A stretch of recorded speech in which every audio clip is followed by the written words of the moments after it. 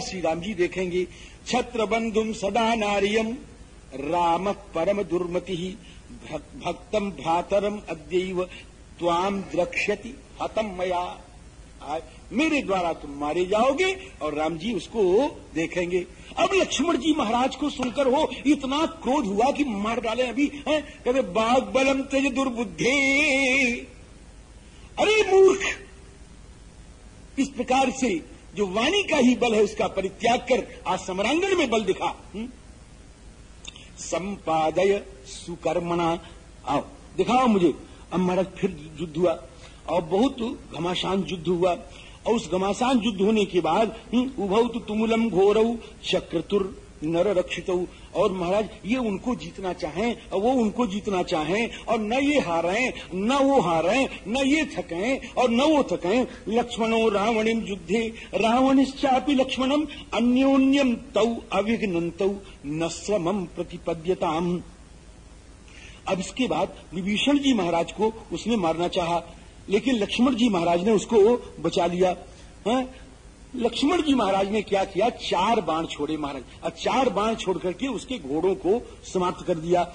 और घोड़ों को समाप्त करने के बाद एक ऐसा लिया कि बड़े फुर्ती के साथ उनके रथ पर जो बैठा हुआ सारथी था उसके सर को समाप्त कर दिया।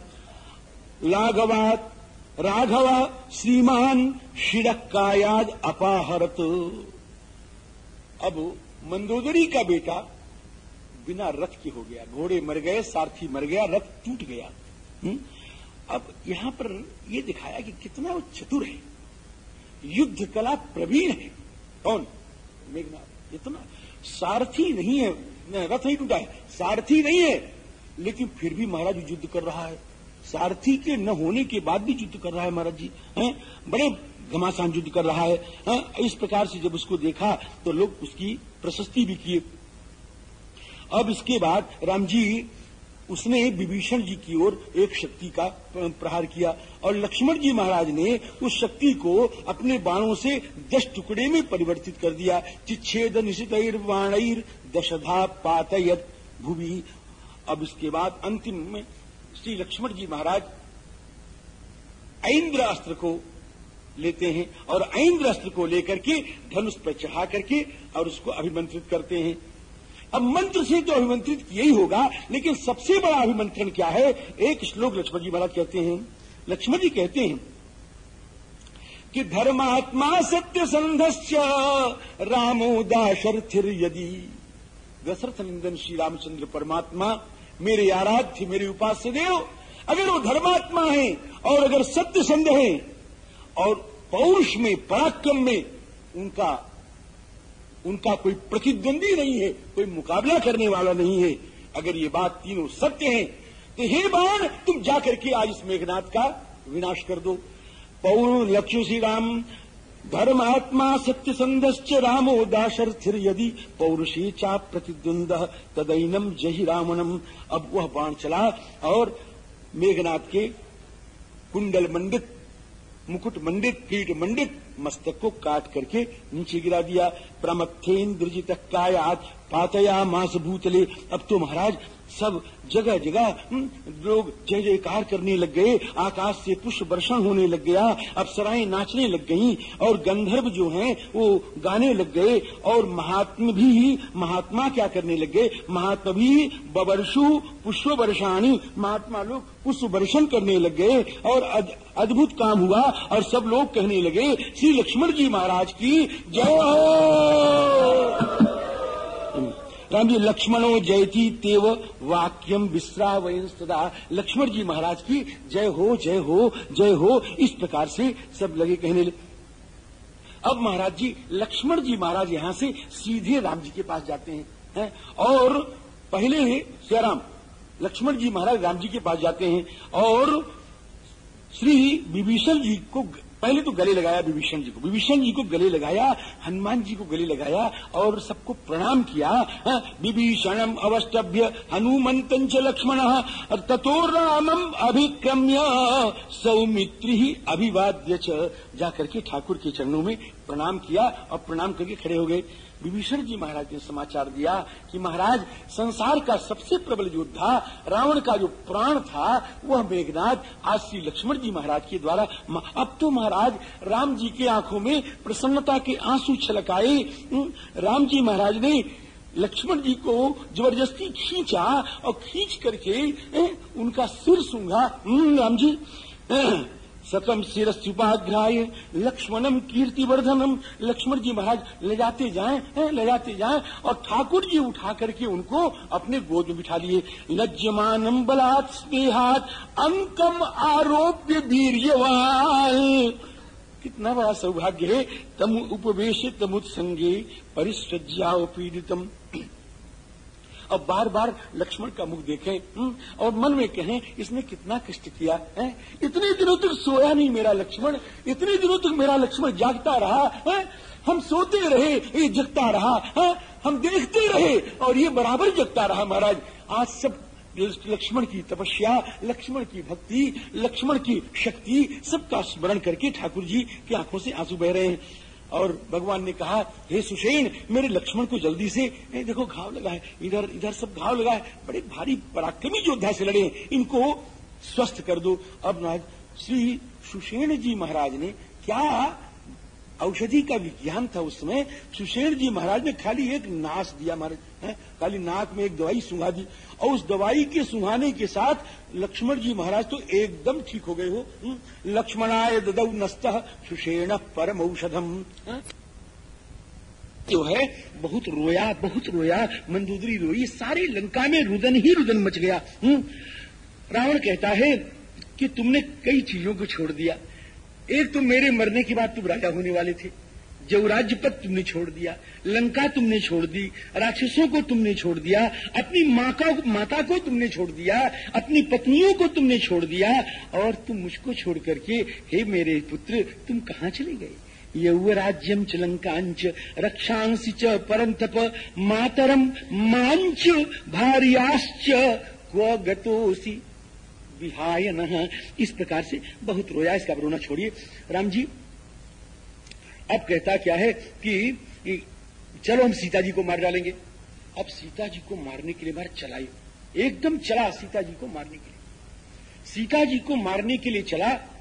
एक बात बताऊं आपसे, यहाँ की कथा तो नहीं है लेकिन कहीं की कथा है, कृत्तिवास रामायण की कथा है संभवतः। तो ये रावण भी सीता जी को मारने की चला, ये तो यहाँ कथा है। और मंदोदरी भी सीता जी को नाश करने के लिए चली, ये कृत्तिवास जी महाराज लिखा। तो मंदोदरी चली कि आज मैं सीता को भस्म कर डालूंगी और सीता जी को समाप्त कर दूंगी। मंदोदरी जब चली अपने भवन से तो शर्मा ने देखा और शर्मा जाकर के भगवती श्री जनक नंदिनी से लगी कहने कि हे श्री सीते, हे किशोरी जी, हम जब से ब्याह करके घर में आई हैं हमने मंदोदरी की शालीनता को कभी नष्ट होते हुए देखा नहीं, इसको कभी क्रुद्ध होते हुए हमने देखा नहीं, कभी अनुचित शब्दों का व्यवहार करते हुए इनको हमने सुना नहीं। लेकिन हे श्री सीते, हे राज किशोरी, आज ये मंदोदरी क्रुद्ध होकर के मुख से अपशब्द कहते हुए आपकी ओर चली आ रही है, बढ़ती चली आ रही है। भगवती श्री जनक नंदिनी ने कहा उनका शोक करना अनुचित नहीं है, उनका पुत्र मारा गया है और पुत्र कैसा भी हो, लायक हो नालायक हो, पुत्र तो प्यारा होता ही है, इसलिए उनका कोई दोष नहीं है। अच्छा कोई बात नहीं। श्री सीता उठी और आती हुई मंदोदरी को, हे माता, हम आपको प्रणाम निवेदन करती हुई आपके श्री चरणों में निवेदन करती है, आपका बेटा मर गया है और आपके बेटे को मेरे बेटे ने मारा है। हे माता, आपसे प्रार्थना यह है कि मेरे बेटे की मुझको मार दो, सब कुछ कर दो, लेकिन मेरे बेटे के ऊपर अपने वाग्वान का प्रहार मत करना। हे मंदोदरी, हे मंदोदरी, आपसे प्रार्थना है, हे माता, आपसे प्रार्थना है कि मेरे पुत्र का जीवन तुम बचा दो। मंदोदरी का क्रोध गायब हो गया। श्री कृत्तिवास जी महाराज लिखते मंदोदरी का क्रोध गायब हो गया, आंखों से आंसू समुच्छलित हो गए, झरना झर चला। मंदोदरी ने कहा आज मैं धन्य हो गई, आज सीता ऐसी बेटी पाकर के मैं कृतार्थ हूं। एक बार फिर कहो, एक बार फिर कहो। तुम्हारी मां, तुम्हारे मुख से मां शब्द सुन करके मेघनाद ऐसे पुत्रों की व्यथा समाप्त हो गई। मेघनाद के मरने के बाद मैं तुम्हारी मां बन गई, मुझे चाहिए क्या? और जब रावण चला श्री किशोरी वध करने के लिए, तो एक देखो भगवान सद्बुद्धि देते हैं। वो एक महापार्श्व नाम का राक्षस था, सुपार्श्व नाम का राक्षस था, और उस सुपार्श्व नाम का राक्षस उसको मना कर क्यों मारते हो? अभी तो आप कितने पराक्रमी हैं, आप अपने पराक्रम को नहीं समझे। ये मर जाए कुंभकर्ण, मर जाए मेघनाद, मर जाए सारा संसार, आप अकेले राम जी को जीत सकते हैं। अब जब अकेले राम जी को जीतेंगे तो फिर क्यों मार रहे हैं? जो आपका कार्य है अपना सीता जी को प्राप्त करिए।